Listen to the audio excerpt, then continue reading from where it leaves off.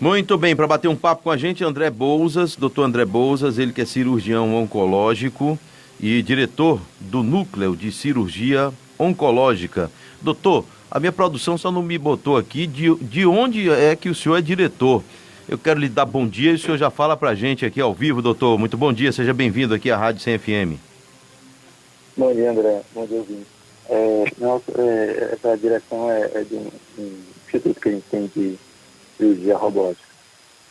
Certo. A cirurgia robótica que hoje é a revolução na, na, na saúde, não é?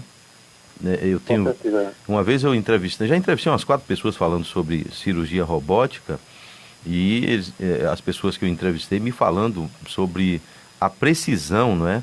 E o tanto de pessoas que saem praticamente no dia seguinte já trabalhando, não é?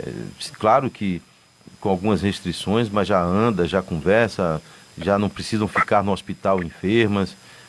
São várias situações que contribuem bastante para a evolução do quadro da pessoa, não é?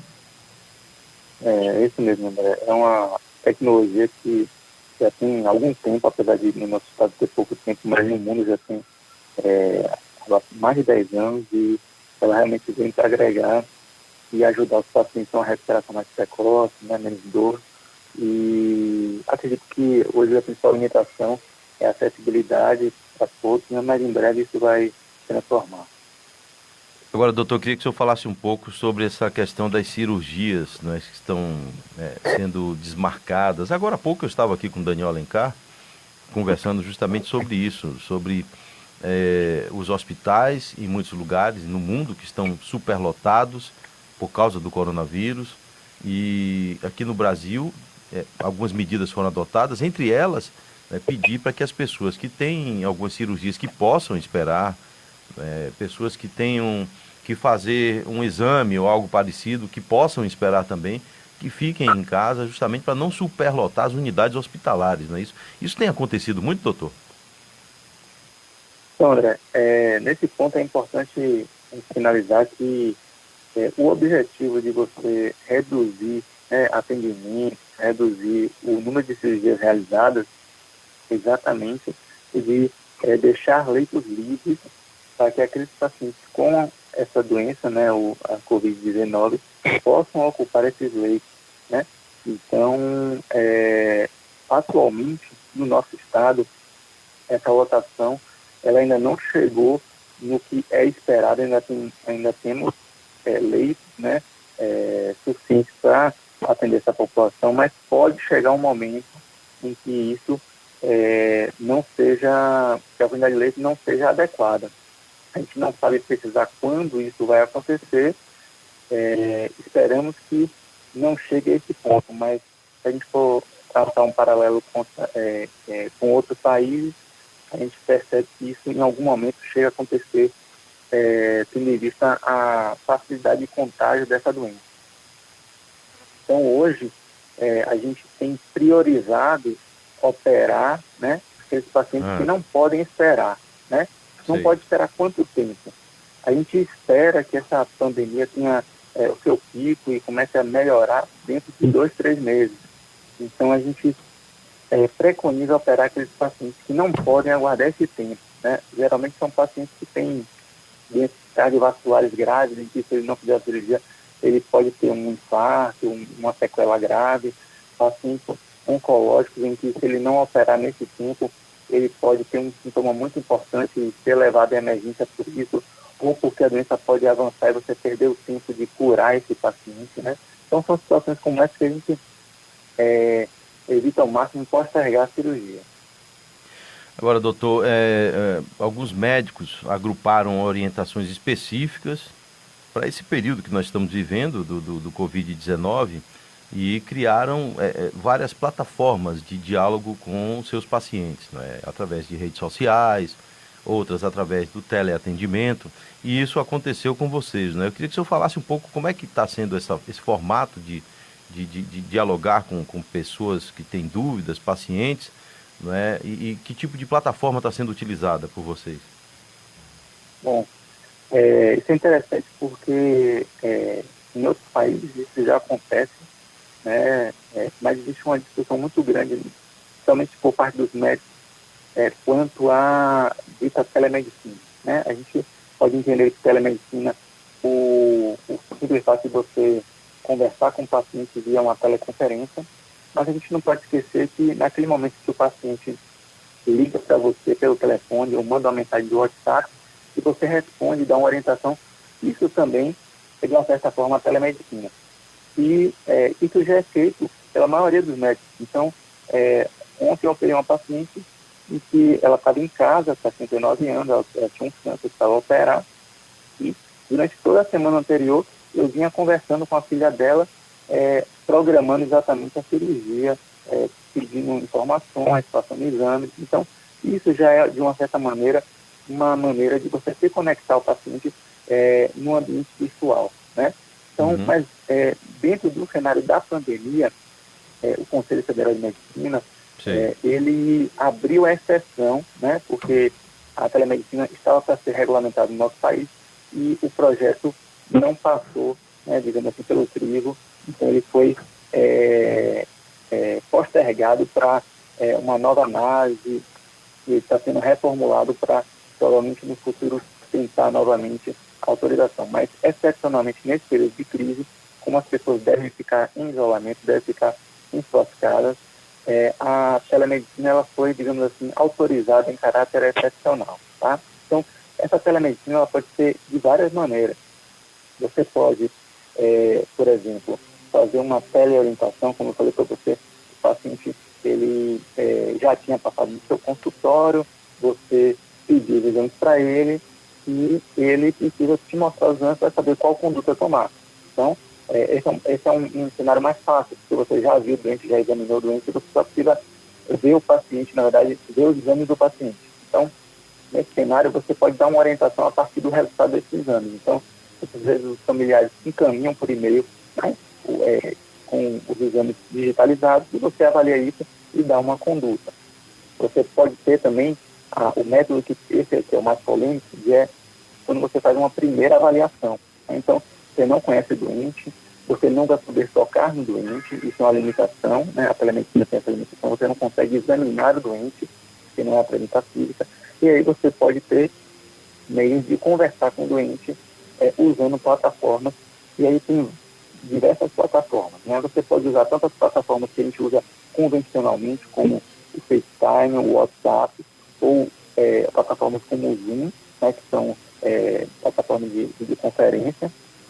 É sempre importante frisar que o médico que vai utilizar essas plataformas, ele deve documentar, não com a gravação, mas documentar em prontuário, ou seja, tudo que o médico conversa, ele dá de determinação, solicita, ele deve registrar em prontuário digital que a gente utiliza hoje, né? Então, em prontuários online, né? E informar o paciente exatamente dessa limitação, que essa consulta, ela tem alguns poréns. Então, por exemplo, uma paciente com um tumor de colo de útero, em que, para poder eu saber exatamente qual é o grau de avanço do tumor, eu preciso examinar fisicamente a paciente, eu não consigo determinar uma conduta sem fazer isso pessoalmente, né? Outros cenários você consegue, com exames de imagem, já previamente realizados, dizer exatamente qual é o estado de tratamento do paciente. E se o paciente não tiver nenhum sintoma com um achado, né, de exame, você consegue até determinar a conduta para esse paciente, né? Uma outra coisa importante é que atualmente existem plataformas na internet que você consegue marcar essa consulta com o paciente. Então você entra lá, eu quero um especialista em joelho, um especialista em coluna, e eu procuro lá, eu vejo qual é a especialidade desse médico e agindo uma consulta pela internet. E esse médico vai conversar comigo, como eu falei, por esses modelos, esses aplicativos, ou pelo próprio site onde ele marcou essa consulta, certo? Então, eu acredito que nesse momento que a gente está passando de isolamento, distanciamento, essa é uma ferramenta que vem muito a agregar. Porque imagine pessoas que estão com alguns problemas em que elas não podem sair de casa e elas não conseguem acesso ao médico e esse problema vai se agravando e ela tem que procurar emergência. Então, isso vai superlotar as emergências e concorrer com os pacientes com acometimento pelo coronavírus. Agora, doutor, quais são as áreas que estão prestando esse tipo de serviço neste teleatendimento, nessa plataforma que vocês criaram? No nosso instituto, a gente tem urologistas, proctologistas, cirurgião oncológico e ginecologistas que estão prestando esse atendimento, né? Mas esse tipo de atendimento, ele não tem uma restrição formal pelo conselho. Então, você não tem assim, eu só posso aplicar isso para tais especialidades, né? Então, teoricamente, está aberto a qualquer especialidade. Tem algumas especialidades que é mais difícil você conseguir uma avaliação dessa, porque exatamente, às vezes, o exame físico é muito importante na condução do problema. Muito bom isso, né? Agora, doutor, existem várias outras patologias que estão acontecendo por causa do confinamento, por causa dessa paranoia também, que, vou te falar, a imprensa tem feito, né, um terrorismo muito grande, mesmo diante de um assunto muito grave, não é? Mas convenhamos que não se fala mais em outra coisa a não ser o Covid-19. Você pega a Rede Globo de televisão, por exemplo, 24 horas falando do Covid-19. Eles só não falam do Covid-19 em novela e outras questões mais, porque eles suspenderam tudo. E são reprises. Mas é o dia todo falando. Isso tem causado pânico, terror, depressão, pressão alta e uma série de outras coisas que as pessoas estão começando a sentir dentro de casa, não é? E nesse teleatendimento vocês têm sido muito procurados nesse sentido, de pessoas com dificuldades, de até pessoas que precisam falar, né, precisam ser ouvidas. Isso tem acontecido?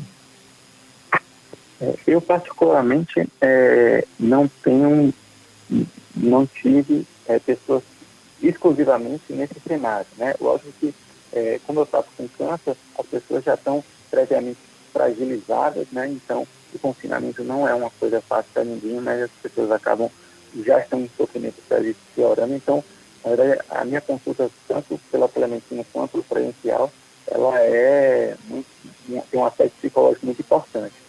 Mas o ideal é que se a pessoa busca, né, um atendimento exclusivamente voltado para esse lado psicológico, né, eu acho que talvez o especialista, né, o psicólogo, ou às vezes até o psiquiatra, seja a pessoa mais indicada. Inclusive, aqui em Salvador tem alguns grupos de psicólogos que estão prestando serviço à população de maneira gratuita, por atendimento à distância, para exatamente suprir essa necessidade nesse momento tão difícil, né? E realmente, como você falou, a gente só vê notícia ruim, né?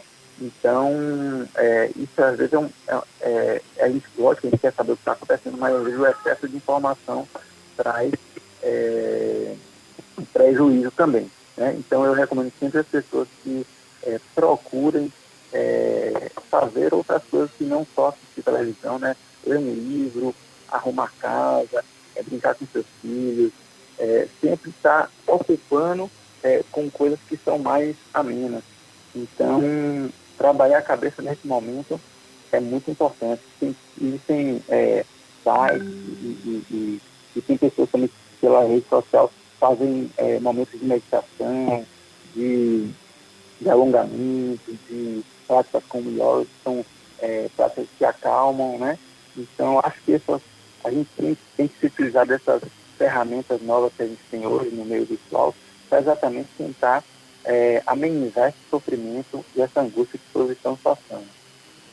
Ok, doutor. Agora eu queria que o senhor desse, então, os canais de comunicação, redes sociais, falasse tudo direitinho, não é? Para que, né, as pessoas que estão acompanhando a gente, ouvindo a gente, que queiram utilizar desse serviço que está sendo prestado por vocês, né, que possam ligar.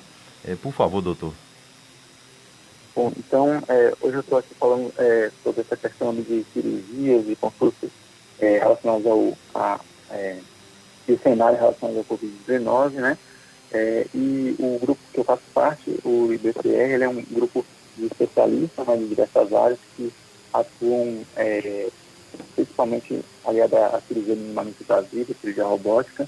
A gente tem canais de acesso no site, né, ibcr.com.br, e temos um canal de atendimento telefônico no qual você pode agendar essa teleconsulta, que é o 99995-8899. Além disso, nas plataformas digitais da doctoralia.com.br você consegue também agendar uma teleconsulta com a gente. Ok, doutor, muito obrigado, viu, pela sua participação conosco. Parabéns pelo trabalho de todos vocês, né? Aliás, profissionais de saúde merecem e muito o nosso respeito, sempre mereceram, e agora, diante de tudo isso que está acontecendo, é que a gente precisa valorizar e valorizar muito mais a profissão de todos vocês. Muito obrigado, um grande abraço, viu? Muito obrigado pelo tempo, obrigado pelos ouvintes aí. Um bom dia, André.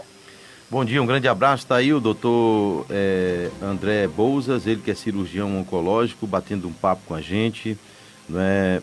Ele que é do Instituto Baiano de Cirurgia Robótica também, falou um pouco sobre a cirurgia robótica e sobre o teleatendimento, que é de extrema importância para as pessoas que estão confinadas, né? As pessoas que estão dentro de casa, buscando um meio para poder falar, para poder expor, tirar dúvidas, as consultas, que são essas as consultas, Daniel, que acabam levando a pessoa a saber exatamente qual é o tipo de médico a procurar. Claro, certeza. Essas já deveriam acontecer, né, diante de tanta tecnologia, por que não através da rede social, não é? Através da internet, através de uma mídia social. Eu aqui, por exemplo, estou falando e ao mesmo tempo estou vendo aqui o meu público ouvinte, né? A câmera aqui, as pessoas acompanhando a gente. Né? Por que não fazer isso também na medicina, né? Em países desenvolvidos já fazem isso.